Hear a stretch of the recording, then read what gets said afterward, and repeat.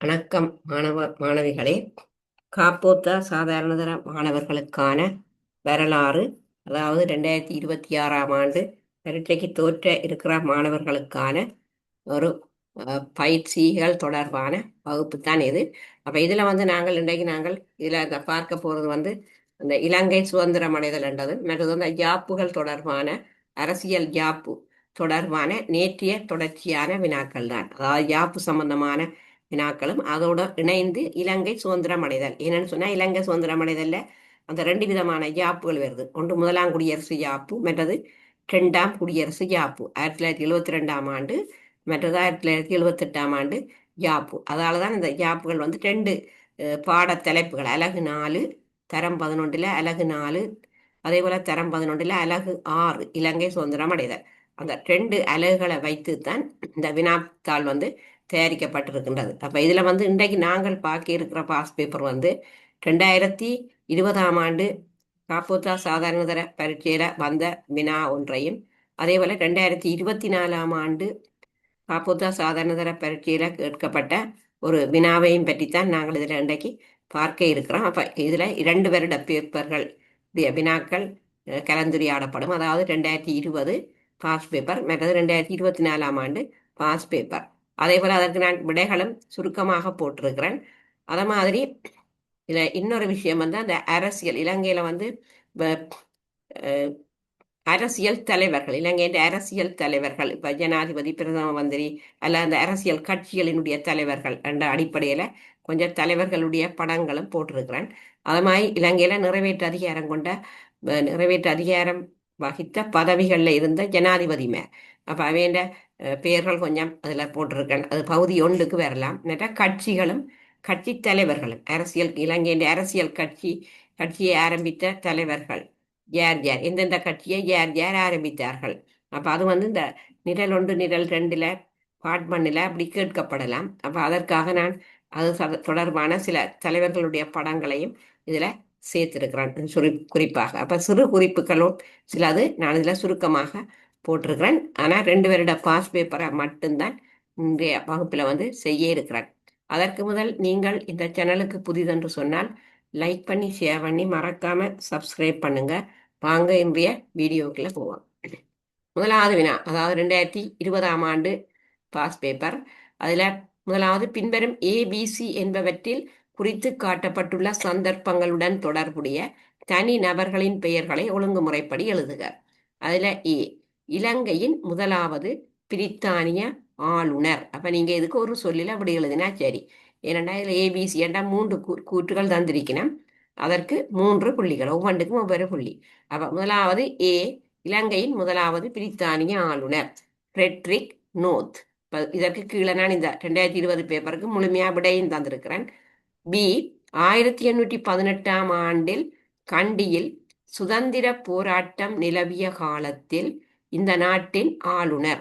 அப்போ இதிலே அந்த 1818ஆம் ஆண்டுன்றது முதலாவது சுதந்திர போராட்டம், அதாவது அந்நியர் ஆட்சிக்கு எதிராக மேற்கொள்ளப்பட்ட போராட்டங்கள் 2 இருக்கு. ஒன்று முதலாவது சுதந்திர போராட்டம் 1818, அடுத்த 2வது சுதந்திர போராட்டம் 1848 இடம்பெற்றது. அப்ப இக்கேள்வி என்னன்னா, இந்த முதலாவது சுதந்திர போராட்டத்தில் கண்டியில அந்த போராட்டம் நிலவிய காலத்தில் இந்த நாட்டின் ஆளுநர் யார் என்று சொன்னால் ரோபர்ட் ப்ரவுண்ட்ரிக். அதுக்குரிய விட ரோபர்ட் ப்ரவுண்ட்ரிக். சி, 1848ஆம் ஆண்டு சுதந்திர போராட்ட காலத்தில் இந்த நாட்டினுடைய ஆளுநர், அதாவது டொரிங்டன் பிரபு என்றதான் அதற்குரிய விடை, டொரிங்டன் பிரபு. ஆகவே இங்கே 3 புள்ளிகள் இந்த 3ற்கும் சரியான விட கொடுத்தார். அடுத்தது 2வது வினாவை பார்ப்போம். அதுலேயும் ஏபி என்று 2 கூற்றுகள், அதில் சி என்று அடிபட்டிருக்கு, ஏயும் பியும் தான் 2 கூற்றுகள். குடியேற்ற நாடுகளுக்கு பொறுப்பான பொதுச் செயலாளர் கோல்புரூக் ஆணைக்குழுவினரை இலங்கைக்கு அனுப்பியதற்கு அடிப்படையான காரணத்தை குறிப்பிடுக. அப்ப நீங்க அந்த காரணத்தை மட்டும் சொன்னா சரி, ஒரு விளக்கம் இதற்கு எழுத தேவையில்லை. அப்ப நாங்க அந்த காரணம் என்னன்னு சொன்னால், அதாவது இந்த குடியேற்ற நாட்டுக்கு பொறுப்பான பொதுச் செயலாளர் இந்த கோல்புரூக் ஆணைக்குழுவை ஏன் இலங்கைக்கு அனுப்பினார்கள் என்றதான் கேள்வி. இப்ப கோல்புரூக் ஆணைக்குழு இலங்கைக்கு 1829ஆம் ஆண்டு பிறகுதான் இந்த கோல்புரூக் யாப்பு சீர்திருத்தம் 1833 கொண்டு வரப்பட்டது.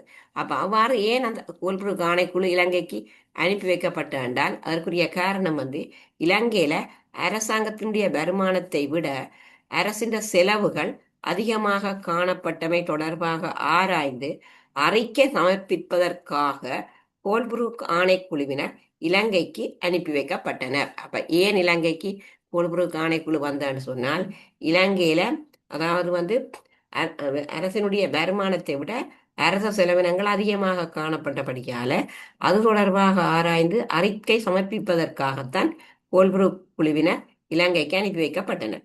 அதமாய் அதுல இன்னும் ஒரு காரணம் நாங்க சொல்லலாம், நீதி மற்றும் சட்ட நடவடிக்கை தொடர்பாக ஆராய்ந்து அறிக்கை சமர்ப்பித்தல். அதுக்குத்தான் அந்த கேமரன் குழு கேமரன் குழுவினர் அனுப்பி வைக்கப்பட்டவர்கள். அப்ப இரண்டாவது விஷயம் நீதி மற்றும் சட்ட நடவடிக்கை தொடர்பாக ஆராய்ந்து அறிக்கை சமர்ப்பித்தல். அப்ப நீங்கள் இதுல 2 காரணம் அடிப்படையான காரணத்தை குறிப்பிடுக. நாங்க 2 காரணம் எழுதினால் இங்க 2 புள்ளிகள் வரும். அத மாதிரி இதுல பி, ஆளுநரின் அதிகாரங்களை குறைப்பதற்கு கோல்புரூக் ஆணைக்குழு செய்த சிபார்சு யாது? அதாவது ஆளுநருடைய அதிகாரங்களை குறைப்பதற்காக என்ன நடவடிக்கைகளை மேற்கொண்டார்கள்? இதுல நாங்கள் பி எடுத்தோம்னு சொன்னால் ஆளுநரின் அதிகாரங்களை குறைப்பதற்கு கோல்புரூக் ஆணைக்குழு செய்த சிபார்சு யாது என்று சொன்னால் சட்டவாக்க கழகமும் சட்ட நிர்வாக கழகமும் அமைக்கப்பட்டமை என்றதான் அதுக்குரிய விடை. அதாவது சட்டவாக்க கழகமும் சட்ட நிர்வாக கழகமும் அமைக்கப்பட்டமை. அப்ப அதுல எங்களுக்கு தெரியும், அந்த இதுக்கு விளக்கங்கள் போட தேவையில்லை. சட்டவாக்க கழகத்துல மொத்தம் 15 உறுப்பினர்கள் இடம்பெற்றிருந்தார்கள். அதுல உத்தியோக சார்புள்ளோர் தெரியும் 9 அங்கத்தவர்கள், உத்தியோக சார் பெற்றோர் 6. ஆகவே மொத்தம் சட்டவாக்க கழக உறுப்பினருடைய எண்ணிக்கை இங்க 15 பேர் இடம்பெற்றிருந்தனர். ஆகவே இந்த கோல்புரூக் ஆணைக்குழு செய்த சிபார்சு என்னன்னு சொன்னால் சட்டவாக்க கழகமும் சட்ட நிர்வாக கழகமும் அமைக்கப்பட்டமை. அடுத்தது 3வது பார்ப்போம்.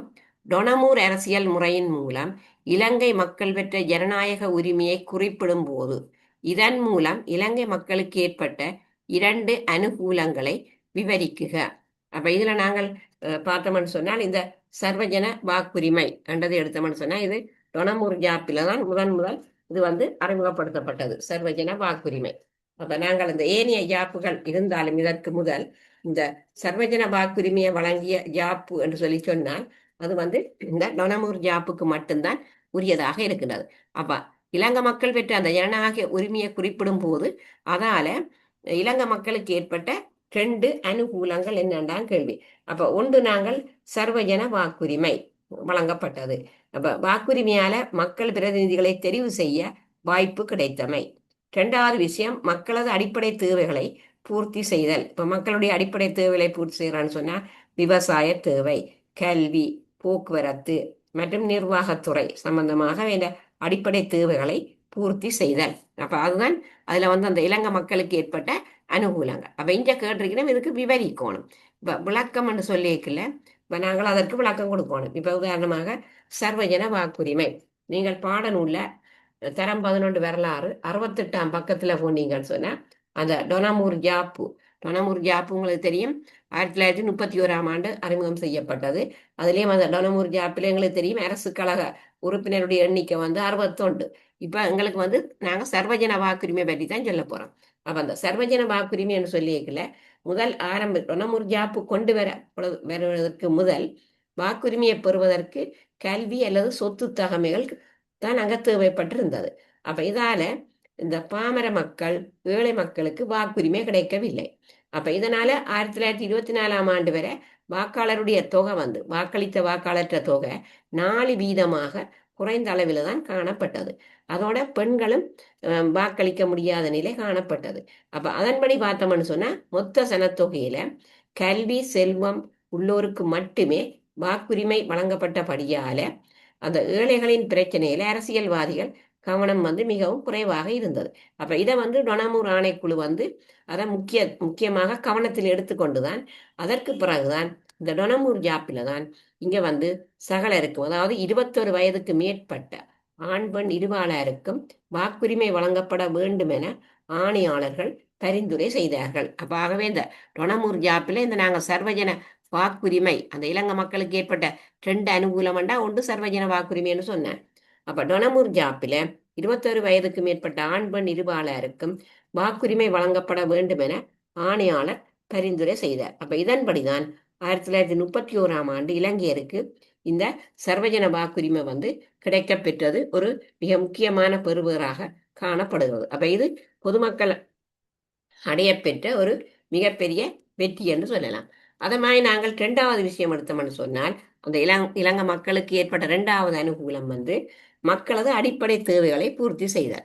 அப்ப அங்க நாங்கள் அந்த மக்களின் அடிப்படை தேவைகளை பூர்த்தி செய்யறான்னு சொல்லியிருக்க அந்த அரசு கழக அங்கத்தவர்கள் 7 நிர்வாக குழுக்களாக பிரிக்கப்பட்டனர். நிர்வாக குழு முறைமையின் கீழ் அரசு கழக அங்கத்தவர்கள் 7 நிர்வாக குழுக்களாக பிரிக்கப்பட்டனர். அப்ப ஒவ்வொரு நிர்வாக குழுக்களுக்கும் அங்க சில சில துறைகள் கையளிக்கப்பட்டது. இப்ப உதாரணமா நாங்கள் எடுத்தோம்னு சொன்னா இப்ப விவசாயமும் காணியும், மற்ற உள்ளூராட்சி, கல்வி, சுகாதாரம், மற்றது போக்குவரத்தும் பொது வேலைகளும். அப்ப அப்படி நாங்கள் அந்த நிர்வாக குழு முறைமைக்குள்ள அந்த ஒவ்வொரு துறைகள் அங்க காணப்படுகின்றது. அப்ப இந்த ஒவ்வொரு நிர்வாக குழுவின் தலைவரும் அந்தந்த துறைக்கான அமைச்சர்களாக மாறினார்கள். அப்ப இதன்படி இந்த டொனமூர் ஜாப்பின்படி 7 இலங்கையர் அமைச்சர்களாக மாறினார்கள். அப்ப இதன் வாயிலாகத்தான் இலங்கையருடைய தேவைக்கு ஏற்ற மாதிரி அந்தந்த அமைச்சை செயற்படுத்துவதற்கான அதிகாரங்கள் கிடைக்க பெற்றது. அப்ப இது இந்த இலங்கை மக்களுக்கு கிடைத்த ஒரு நன்மை என்று சொல்லலாம் இந்த டொனமூர் அரசியல் யாப்பின் மூலம். அப்ப என்ன நன்மைகள் என்றால், 1 சர்வஜன வாக்குரிமை, 2 மக்களுடைய அடிப்படை தேவைகளை பூர்த்தி செய்யக்கூடியதாக இருந்தது. விவசாயம், கல்வி, சுகாதாரம், போக்குவரத்துன்னு சொல்லி இந்த தேவைகள் பூர்த்தி செய்யப்பட்டது. அப்ப இதுல நாங்கள் பார்த்தோம்னு சொன்னா அப்ப அதற்குரிய விட நான் போட்டிருக்கிறேன். இதுல போட்டிருக்கேன். அதாவது சர்வஜன வாக்குரிமை, மற்றது மக்களது அடிப்படை தேவைகளை பூர்த்தி செய்தல். நீங்க 68வது பக்கத்துல போனால் முழுமையான அந்த விளக்கத்தை நீங்கள் பார்க்கக்கூடியதாக இருக்கும். அடுத்தது பார்ப்போம். இதுல 4வது கேள்வி, 1978 அரசியல் சீர்திருத்தத்திற்கு அமைவாக. அப்ப நாங்கள் 1978 அரசியல் சீர்திருத்தத்தை எடுத்தோம்னு சொன்னால் அந்த சீர்திருத்தத்துக்கு உரிய பின்வரும் தலைப்புகளில் 2ஐ தெரிவு செய்து சிறு குறிப்பு எழுதுக. அப்ப இதுல ஏதாவது 2ஐத்தான் தெரிவு செய்ய சொல்லியிருக்கிறோம். 1 ஜனாதிபதி தேர்தல், A. B விகிதாசார பிரதிநிதித்துவ முறை, C பொதுசன அபிப்பிராய தேர்தல். அப்ப இந்த 1978 அரசியல் சீர்திருத்தம் அதுன்ற கருத்து 2வது குடியரசு யாப்பு.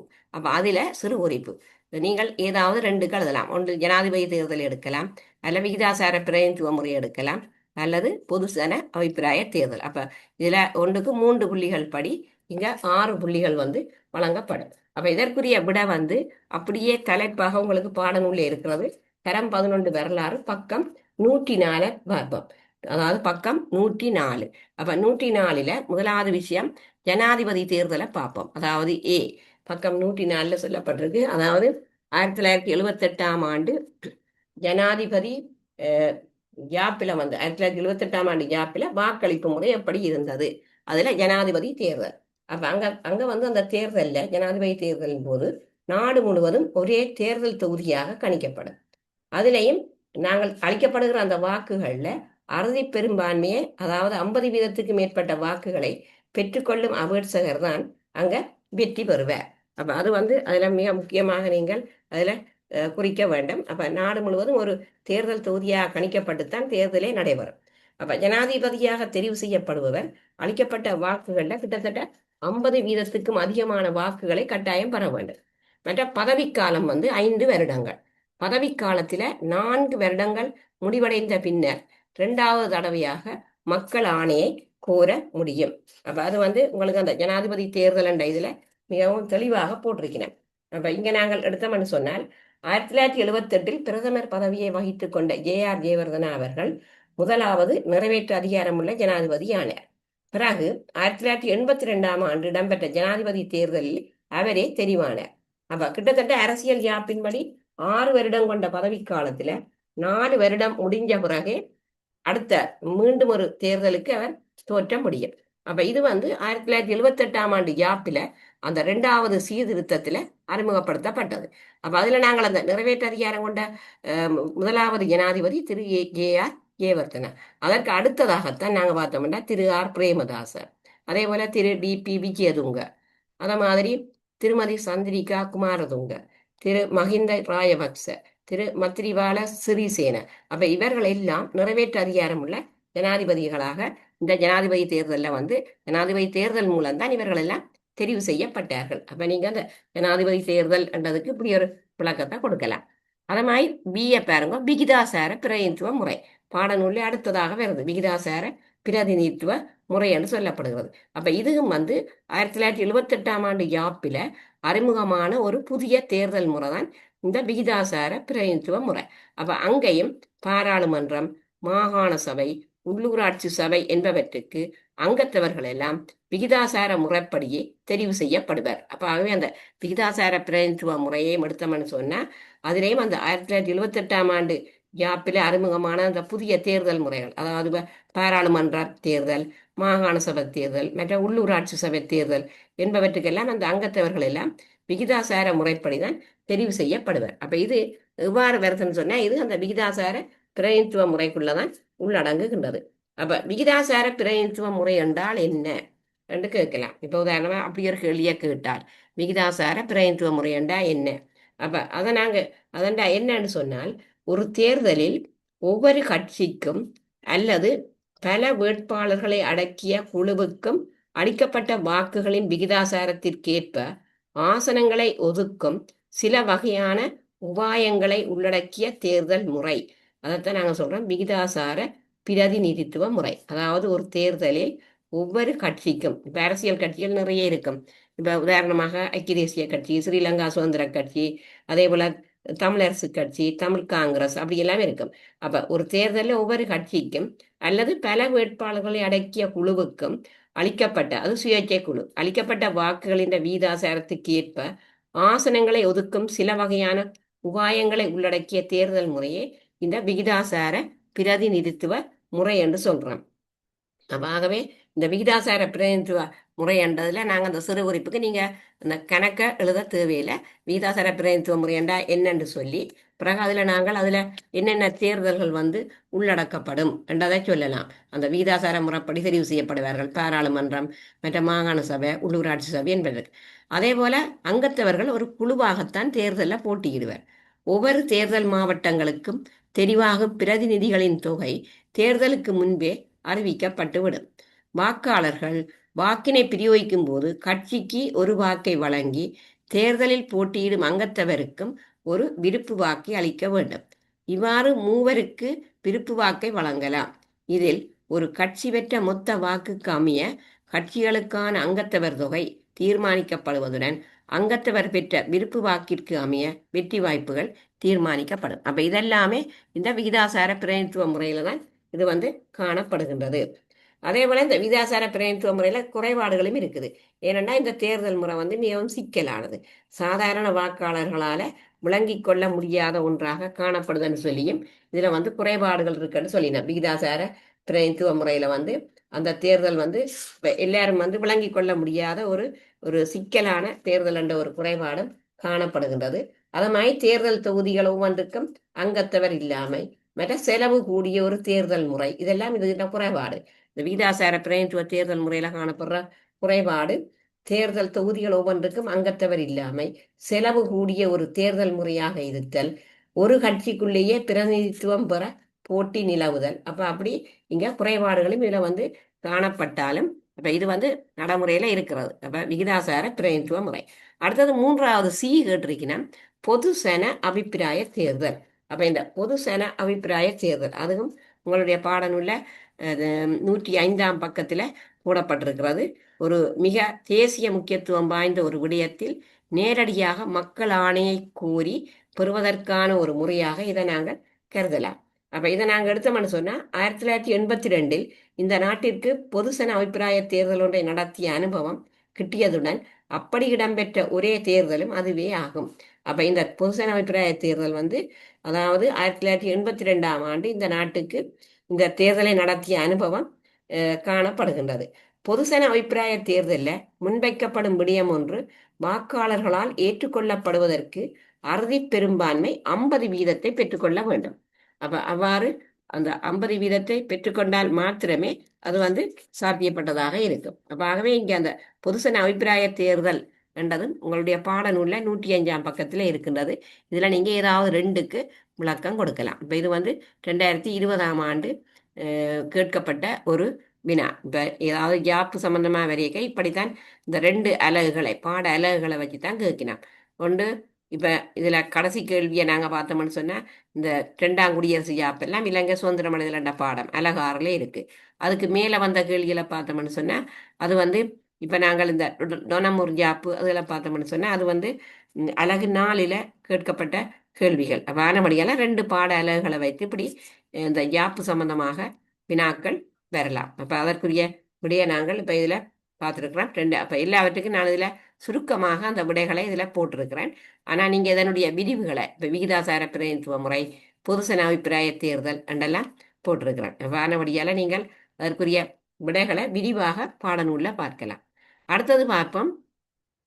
2024 அடுத்த வினா வந்திருக்கிறது. 2024ஆம் ஆண்டு பாஸ் பேப்பர்ல இருந்து எடுத்திருக்கிறேன். அப்ப முதல் பார்த்தது 2020. இப்ப அடுத்த வினா வந்து 2024. அதுல முதலாவது கேள்வியை பார்ப்போம். சுதந்திரம் பெறுவதற்கு முன்னர் என்று சொன்னா இலங்கை வந்து 1948ஆம் ஆண்டு சுதந்திரம் அடைந்தது. அதே மாதிரி இலங்கை எத்தனையாம் ஆண்டு குடியரசானதுன்னு சொன்னா 1972. அப்ப இதுல எந்த வித மாற்றமும் இல்லை. இப்ப கேள்வி சுதந்திரம் பெறுவதற்கு முன்னர் 1948ஆம் ஆண்டுக்கு முன்னர் இலங்கையில் தாபிக்கப்பட்ட 3 விவசாய குடியேற்றங்களின் பெயர் தருக. என்னென்ன விவசாய குடியேற்றங்கள்? அப்ப அது நிறைய குடியேற்றங்கள் இருக்கிறது. இதுல 3 விவசாய குடியேற்றங்களை கேட்டிருக்கிறேன். அப்ப ஒன்று வந்து மின்னேரியா, 2 உன்னிச்சை, 3 காகம, 4 நாச்சதுவ, மற்றது வந்து மினிப்பே. அப்ப நான் இதுல இந்த சுதந்திரம் பெறுவதற்கு முன்னர் தாபிக்கப்பட்ட அந்த விவசாய குடியேற்றங்கள் ஒரு சிறு குறிப்பாக போட்டிருக்கேன். நிறைய குடியேற்றங்கள் அதுல நீங்க பார்க்கலாம். அதை நான் சிறு குறிப்பாண்ட ஒரு தொகுதிக்குள்ள போட்டிருக்கேன். இப்ப 3 விவசாய குடியேற்றம் பண்ணேக்க மின்னேரியா, உன்னிச்சை, காகம. அப்ப இது வந்து இப்ப சில வேளைகள்ல வந்து உங்களுக்கு இலங்கை படத்துல குறிக்க சொல்லியும் குறித்து காட்ட சொல்லியும் வரலாம். இப்ப காகம கடந்த கால பாஸ் பேப்பர்கள்ல வந்திருக்கு. அதே போல மினிப்பே வந்திருக்கு, மின்னேரியா வந்திருக்கு, நாச்சதுவா இதெல்லாம் பாஸ் பேப்பர்லாம் வந்திருக்கு. அப்ப இது இலங்கை படத்திலேயும் இந்த விவசாய குடியேற்றங்களை குறிக்க தெரியும். அடுத்தது 2வது பார்ப்போம். விவசாய குடியேற்றங்கள் தாவிக்கப்பட்டதன் 2 நோக்கங்களை எழுதுக. ஏன் விவசாய குடியேற்றங்கள் தாவிக்கப்பட்டது என்று சொன்னால் ஈர வலயத்தில் அதிகரித்து செல்லும் சனத்தொகை நெருக்கடியை குறைத்தல். அதாவது வந்து இப்ப நாங்க இலங்கையின் தரைத்தோட்டத்துல பார்த்தோம்னு சொன்னா அந்த காலநிலை வலயங்களுக்குள்ள பார்த்தோம்னு சொன்னா ஈர வலயம், உலர் வலயம், அரைகுறல் வலயம், அதே போல வறல் வலயம் என்றெல்லாம் பிரிவுகள் காணப்படுது. அப்ப ஈர வலயம் என்று சொல்லியிருக்க அங்க வந்து வருடம் முழுக்க மழை வீழ்ச்சி கிடைக்கிற காரணத்தால அங்க வந்து அதிகரித்து செல்ற சனத்தொகை நெருக்கடியை குறைப்பதற்காகத்தான் இந்த விவசாய குடியேற்றங்கள் மேற்கொள்ளப்பட்டது. அப்ப இந்த விவசாய குடியேற்றங்கள் எங்கே மேற்கொள்ளப்பட்டதுன்னு சொன்னா உலர் வலயங்கள்ல. இப்ப உலர் வலயங்கள்ல விவசாய குடியேற்றத்தை அமைக்கணும்னு சொன்னால் அதற்கு வந்து பெரிய பாரிய நீர்ப்பாசன திட்டங்கள் எல்லாம் அதுக்கு உருவாக்கப்பட்டது. அதற்காகத்தான் இலங்கையில இந்த மகாவலி அபிவிருத்தி திட்டம் என்று சொல்லி உருவாக்கப்பட்டது. அப்ப இந்த விவசாய குடியேற்றம் தாவிக்கப்பட்டதுன்ற முதலாவது நோக்கம் ஈர வலயத்திலே அதிகரித்து செல்லும் சனத்தொகை நெருக்கடியை குறைத்தல். அப்ப அங்க சனத்தொகையின் அளவை குறைத்து பிறகு இங்க வந்து உலர் வலயத்துல மக்களை கொண்டு விவசாய குடியேற்றங்களை ஏற்படுத்தி கொடுப்பது. ஆனா அதற்கு நீர்ப்பாசன வசதி எல்லாம் செய்து கொடுப்பினோம். அப்ப அதற்காக தான் இந்த இலங்கையில ஆரம்பிக்கப்பட்ட மிகப்பெரிய பாரிய நீர்ப்பாசன திட்டம் இந்த மகாவலி அபிவிருத்தி திட்டம் என்று சொல்லி சொல்றோம். அப்ப நீர்ப்பாசன வசதியை வழங்குவதற்காகத்தான் நீர்த்தேக்கங்கள், அதாவது விக்டோரியா நீர்த்தேக்கம், கொத்மலை நீர்த்தேக்கம், மதுரோயா நீர்த்தேக்கம், அதே போல ரந்தனிகளை நீர்த்தேக்கம், ரந்தம்பே நீர்த்தேக்கம் என்றெல்லாம் உருவாக்கி அதன் மூலமாக இந்த குளங்களை புனரமைப்பு செய்தல், நீர்மின் சக்தியினை உற்பத்தி செய்தல் எல்லாமே மகாவலி அபிவிருத்தி திட்டத்தின் மூலம்தான் மேற்கொள்ளப்பட்டது. 2வது நோக்கம் என்னன்னு சொன்னால் உணவு உற்பத்தியை அதிகரித்தல். அப்ப உணவு உற்பத்தியை எப்படி அதிகரிக்கிறது என்று சொன்னால் உலர் வலயத்துல குளங்களை வந்து பாலடைந்த குளங்கள்னு சொன்னா அதை வந்து புனரமைத்து பிறகு அதுல வந்து அந்த நிலங்களை அபிவிருத்திக்கு உட்படுத்துகிற போது நீர்ப்பாசன கால்வாய்களை அமைத்து நீர் வசதியினை ஏற்படுத்துவது குளங்களுக்கு. பிறகு குளங்களுக்கு அந்த நீரை கொடுத்து அதன் மூலமாக நீர்ப்பாசன கால்வாய்கள் மூலம் பிறகு அந்த விவசாய நிலங்களுக்கு நீரை எடுத்து சென்று அங்க நெல் உற்பத்தி மற்ற சிறுதானிய உற்பத்தி போன்ற அந்த உற்பத்திகளை மேற்கொண்டு அங்க விவசாய தேவையை பூர்த்தி செய்வது. விவசாயத்தை சொல்லியிருக்க உணவு உற்பத்தி. அந்த உணவு உற்பத்தியை ஏதோ ஒரு விதத்துல அதிகரிப்பது தான் இந்த விவசாய குடியேற்றங்கள் தாவிக்கப்பட்டதுன்ற நோக்கம். அப்ப முதலாவது நோக்கம் ஈரவலயத்தில் அதிகரித்து செல்லும் சனத்தொகை நெருக்கடியை குறைத்தல். இரண்டாவது நோக்கம் உலர் வலயத்துல குளங்களை புனரமைத்து நீர்ப்பாசன வசதியை ஏற்படுத்தி கொடுத்து உணவு உற்பத்தியை அதிகரித்தல். அப்ப அந்த நோக்கத்தை மட்டும் எழுதினா சரி, விளக்கம் தேவையில்லை. அடுத்தது மூன்றாவது பார்ப்போம். இதுல விவசாய குடியேற்றங்களை தாவிக்கும் போது எதிர்நோக்கிய 2 சவால்களை விவரிக்குக. அப்ப இந்த விவசாய குடியேற்றங்களை தாவிக்கும் போது எதிர்நோக்கிய சவால்கள் என்ன? அது 108ஆம் பக்கத்திலே இருக்கு. தரம் 11 வரலாறு 108ஆம் பக்கம். இந்த விவசாய குடியேற்றங்களை உருவாக்கும் போது அல்ல தாவிக்கும் போது அரசாங்கம் எதிர்நோக்கிய சவால்கள் என்று ஒரு தலையங்கமே போட்டிருக்கு. அப்ப எதுக்கு விளக்குன்னு கேட்டிருக்கணும். அப்ப நீங்க 2 சவாலை சொல்லி பிறகு அதுக்கு விளக்கம் கொடுக்கணும். இப்ப அந்த சவால்கள் 108ஆம் பக்கத்துல கிட்டத்தட்ட 5 சவால்கள் போட்டிருக்கிறேன். அரசாங்கம் எதிர்நோக்கிய 5 சவால்கள். ஒன்று, ஈர வலயத்திலிருந்து தெரிவு செய்த மக்களுக்கு உலர் வலயத்தில் நிலங்களை வழங்கி வீடு அமைத்து குடியேற்றுதல். அதுதான் அந்த புதிய விவசாய குடியேற்றத்தை அந்த தாவிக்கை கேட்க ஏற்பட்ட அந்த சவால்கள். அப்ப ஈர வலயத்திலிருந்து தெரிவு செய்த மக்களுக்கு உலர் வலயத்துல நிலத்தை வழங்கி வீடுகளை அமைத்து குடியேற்றுவது. இரண்டாவது, நீண்ட காலமாக காடாகி கிடந்த நிலத்தை விவசாயத்துக்கு உகந்ததாக மாற்றி அமைத்தல். பிறகு அதுல நீர்ப்பாசன வசதியை ஏற்படுத்துதல், பல்வேறு விதமான உதவிகளை வழங்குதல். அது இரண்டாவது.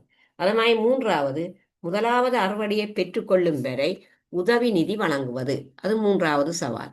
நாலாவது, பொதுமக்களுடைய சுகாதாரம், அது மாதிரி கல்வி, அப்ப இவ்வாறான வசதிகளை மேம்பாடடைய செய்வது. அப்ப அதுவும் ஒரு சவால் தான். மூன்றாவது. நாலாவது சவாலை நாங்கள் எடுத்தோம்னு சொன்னா உற்பத்திகளை சந்தைப்படுத்துவதற்கான தாபனங்களை தோற்றுவித்தல். அப்ப பொருட்களை உற்பத்தி செய்தால் அதை சந்தைப்படுத்துவதற்குரிய வசதிகளையும் செய்து கொடுப்பது. ஆகவே இந்த விவசாய குடியேற்றங்களை தாவிக்கும் போது அரசாங்கம் எதிர்நோக்கிய சவால்கள், இதுல 2 சவாலை நீங்க சொல்லி பிறகு அதற்கு நீங்கள் விளக்கம் கொடுக்கலாம். அப்ப இந்த சவால்களை எதிர்கொண்டு வெற்றி பெற தேவையான சட்டத்திட்டங்களை உருவாக்கி கொண்டு திட்டமிட்டு செயற்பட்டதன் மூலம் சுதந்திரம் பெறுவதற்கு முன்னரே விவசாய குடியேற்ற திட்டங்களை ஆரம்பித்துக் கொள்ளக்கூடியதாக இருந்தது.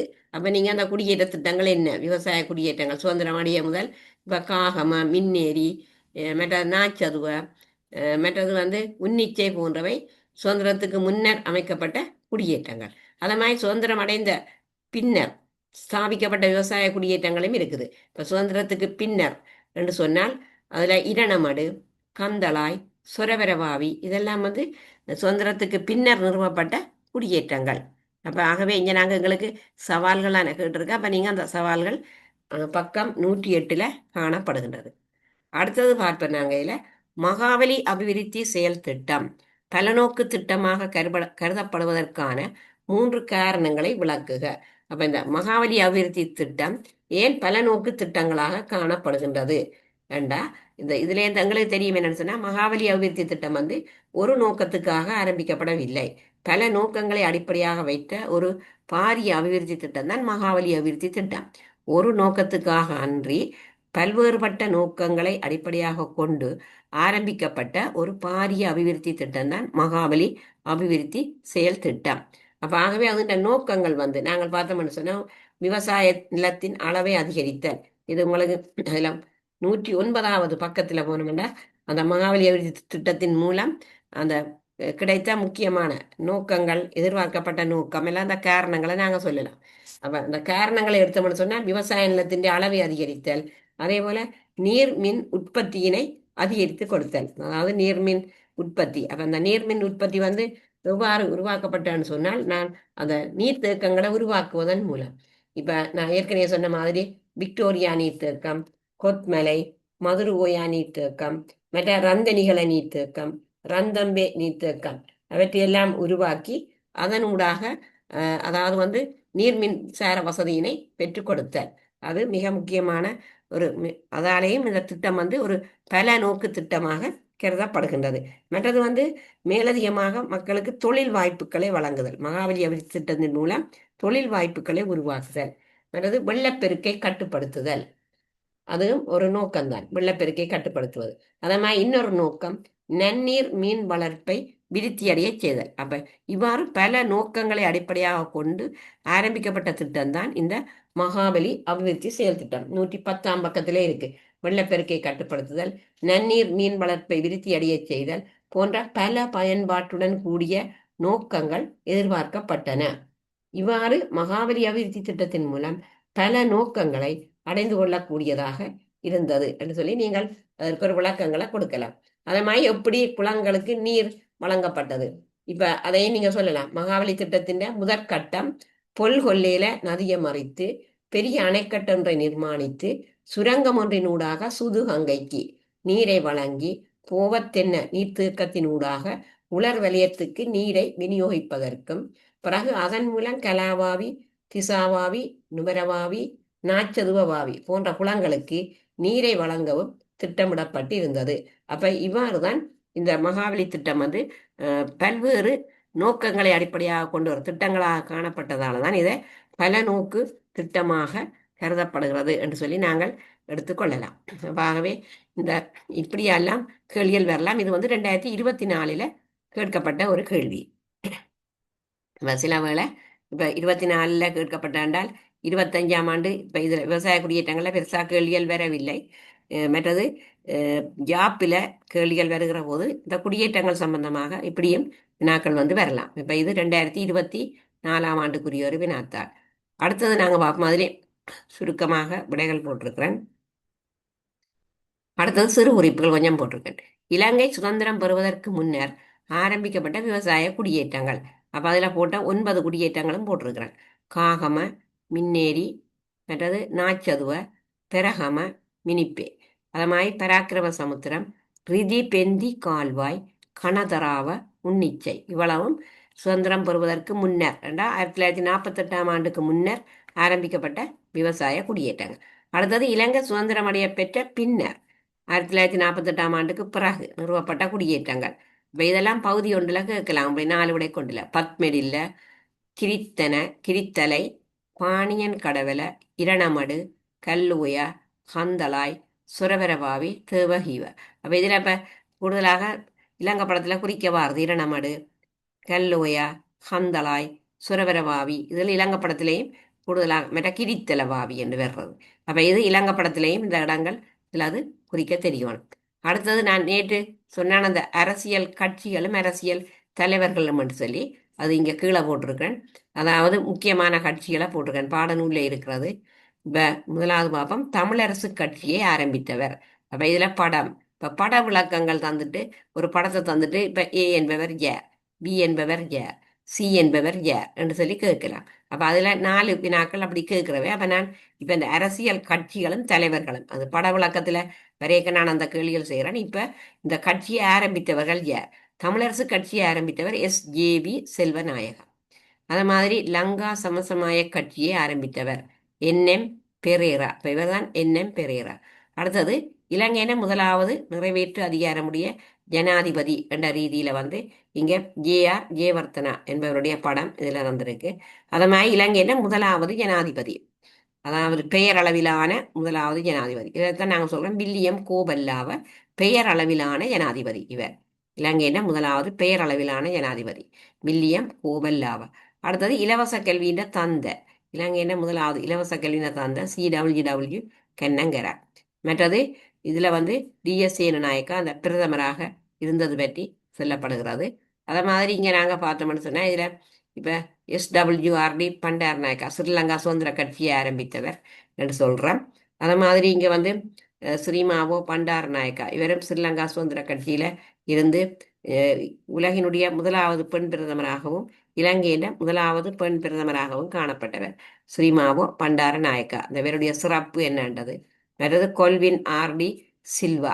அப்போ இவரும் அந்த பொல்சவி கட்சின்னு சொல்லி கொண்டு ஆரம்பித்தவர் தகநாயக்கா. மற்றது இலங்கை பாராளுமன்றம், மற்றது உயர் நீதிமன்றம், மற்ற இலங்கையில நிறைவேற்று அதிகாரம் கொண்ட பதவி வகித்த ஜனாதிபதிகள். அதில் இந்த முதலாவது ஜனாதிபதி என்றதை திரு JR ஜெயவர்த்தனா. அதற்கு கீழே நான் போட்டிருக்கேன் திரு R பிரேமதாச, திரு DP விஜயதுங்க, திருமதி சந்திரிகா பண்டார் நாயக்கா குமாரதுங்க, மற்ற திரு மஹிந்த ராயபக்ச, மற்ற திரு மைத்திரிபால சிறிசேன. அப்போ இது வந்து இலங்கையில பதவி வகித்த நிறைவேற்று அதிகாரம் கொண்ட ஜனாதிபதிகள் என்று சொல்லி போட்டிருக்கிறேன். அப்போ இதில் வந்து பட விளக்கங்கள் வருகிற போது நான் இது தொடர்பாக இவர்களை பற்றி படத்தை தந்துட்டு வேலை தொடர்பான வினாக்கள். அப்போ இதில் மிக முக்கியமான பட விளக்கங்கள் அதுவும் நான் இதில் செய்வேன். அந்த பட விளக்கங்களில் எப்படியெல்லாம் கேள்வி கேட்கப்படுமெண்டு. அப்போ அந்த வகையில் இன்றைக்கு 2 வருட பாஸ் பேப்பர் தான் செய்திருக்கேன். 2020 2024 ஆண்டு பாஸ் பேப்பர். எனவே இந்த வீடியோ உங்களுக்கு பிடித்திருந்தா லைக் பண்ணி ஷேர் பண்ணி மறக்காமல் சப்ஸ்கிரைப் பண்ணுங்கள். நன்றி.